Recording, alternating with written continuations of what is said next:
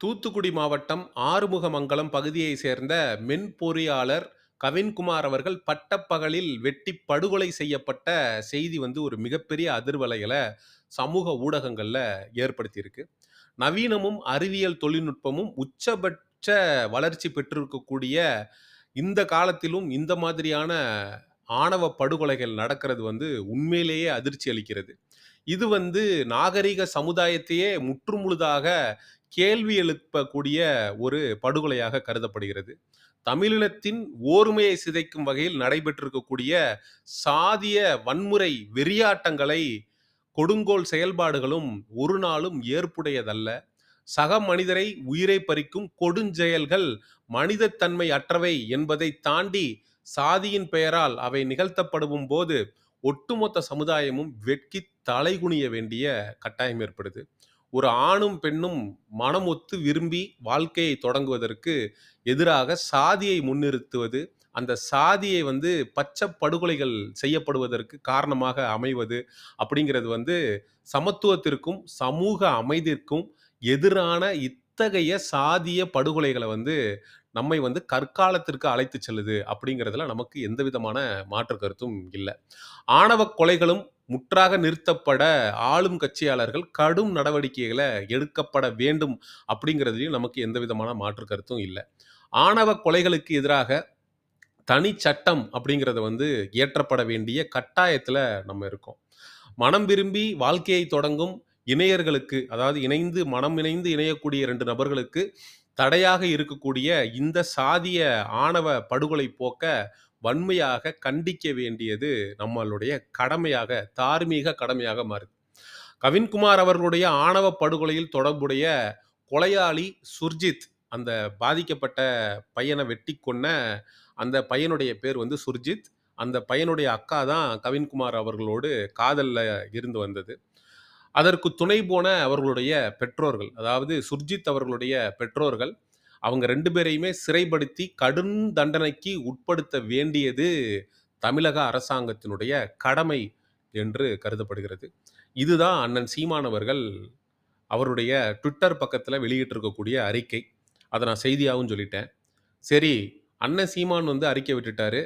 இன்னொரு பக்கம் நம்ம போர் புரிகிறோம் அப்படின்னு சொல்லியிருந்தோமே, டேய் போருக்கு வாங்கடான்னு கூப்பிட்டுருந்தோமே, அவங்க தரப்புல இருந்து ஏதாவது அறிக்கை வந்திருக்கா அப்படின்னு பார்த்தா இல்லை. இப்போ வரைக்கும் இல்லை. அஜித்குமார் அவர்களுடைய பிரச்சனைக்கு நேரில் சென்ற விஜய், அறிக்கை விட்ட விஜய், அதை போராட்டமாக கையில் எடுத்து சென்னையில் அஜித்குமார் பிரச்சனைக்காக 2 நிமிடம் பேசிய விஜய் இப்போ எங்கே போய் ஓடி ஒளிஞ்சுக்கிட்டாரு அப்படிங்கிறது நமக்கு தெரியல. அவர் திரிஷா அவர்களுடைய நாயை கொஞ்சிக்கிட்டு இருக்கலாம் மேபி. ஏன்னா பிறப்புக்கும் எல்லா உயிருக்கும் என்கிற உயர்ந்த தத்துவத்தை கொண்ட கட்சி அல்லவா தமிழக வெற்றி கழகம்.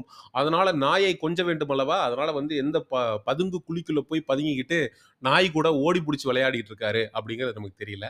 சரி, நம்ம தான் சரியா பார்க்கல போல இருக்கு. தலைவன் ஏதாவது போட்டிருப்பாரு. தலைவன் பண்ற ஒரே உருப்படியான வேலை அறிக்கை விடுறது. அந்த அறிக்கையும் விடாம என்ன பண்ணிக்கிட்டு இருக்காரு, மணிகிணி ஆட்டிட்டு இருக்காரா உட்காந்து பூஜை ரூம்ல அப்படின்ற மாதிரி நம்மளும் போய் தேடி பார்க்கும்போது தான் நமக்கு இன்னொரு அறிக்கை சிக்குச்சு. அட அறிக்கை சைக்கோ, இன்னொரு அறிக்கை போட்டிருக்கிறியா நீயே, என்னடான்னு பார்த்தா பாஜகவையும் திமுகவையும் எதிர்த்து நான் அறிக்கை விட்டுருக்கிறேன். சோழர்கள் எவ்வளோ பாரம்பரியமிக்க அரசர்கள், அவர்கள இந்த பிஜேபி, திமுகலாம் சொந்தம் கொண்டாடலாமா? கீழடி நாகரிகம் எவ்வளோ பழமையானது. அத இழுத்து மூடி தமிழர்களுக்கு பெருமை கிடைக்காம செய்த இந்த பாஜக இப்ப சோழ மன்னர்கள பற்றி பேசலாமா? நல்ல கேள்வி. பாஜகவுக்கு சோழ மன்னர்களை பற்றி பேசுவதற்கு எந்த அருகதையும் கிடையாது. திமுகவுக்கு எந்த அருகதையும் கிடையாது. உனக்கு இருக்கா? உனக்கு மட்டும் சோழர்கள பற்றி பேசுவதற்கு என்ன அருகதை இருக்கு? இதுக்கு முன்னாடி நீ சோழர்கள் சார்ந்து, வரலாறு சார்ந்து இதுக்கு முன்னாடி நீ என்ன கூட்டம் நடத்தியிருக்க? எந்த வீர வணக்கம் நீ பண்ணியிருக்கிற? இதுக்கு முன்னாடி சோழர்கள் பற்றி நீ எப்ப பேசியிருக்க சொல்லு. நீ எதுவுமே பண்ணியிருக்க வேண்டாம்.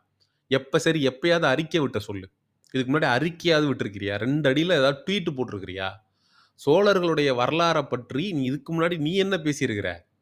அவர்களுக்கு தகுதி இல்ல. ஆம். அதே போல சோழர்களுடைய வரலாற பற்றியோ, கீழடியுடைய வரலாற பற்றியோ, தொன்மை பற்றியோ பேசுவதற்கு உனக்கும் தகுதி இல்ல. நீங்க என்னங்க இப்படியெல்லாம் சொல்றீங்க? சோழர்கள பற்றி பேசுவதற்கு விஜய்க்கு தகுதி இல்லையா? என்னங்க நீங்க இதெல்லாம் ரொம்ப அநியாயங்க. அவருக்கு தகுதி இருக்குங்க. அப்படின்னு இந்த தாவேகா தற்குறிங்க உருட்டுவானுங்க. "அப்படி என்னடா தகுதி இருக்கு?" அப்படின்னு கேட்டோம்னா, "அதான் எங்க அண்ணி நடிச்சிருக்காங்கல்ல."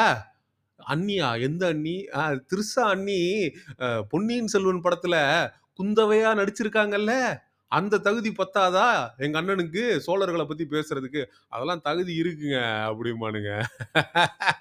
திருநெல்வேலியில ஒருத்தன் மனசாட்சியே இல்லாம கண்ல மிளகாப்பொடிய தூவி வெட்டி கொன்னுகிட்டு இருக்கான் ஒருத்தன.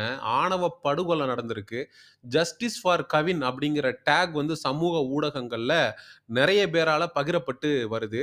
ஆனா, உன் கண்ல அது படல. நீ எப்ப வந்து அறிக்கை விடுவ அப்படின்னா, அது ஒரு மிகப்பெரிய மக்கள் பிரச்சனை ஆனதுக்கப்புறம், மக்கள்கள்லாம் வந்து குரல் குடுத்ததுக்கப்புறம், எல்லாரும் ஜஸ்டிஸ் ஃபார் கவின் அப்படின்னு சொல்லி பேசி பூதாகரப்படுத்தப்பட்டு, அது மீடியால அங்க இங்கன்னு பேசினதுக்கு அப்புறம் நீ வருவ. வந்து ஒரு அறிக்கை விடுவ. அதுக்கப்புறம் என்ன பண்ணுவ, நேரா வீட்டுக்கு போவ. அது இன்னும் பெரிய பிரச்சனையாயி, அது இன்னும் மக்கள் கவனம் பெறுது அப்படின்னா, அதுக்கப்புறம் நீ வீட்டுக்கு போவ. ரூ.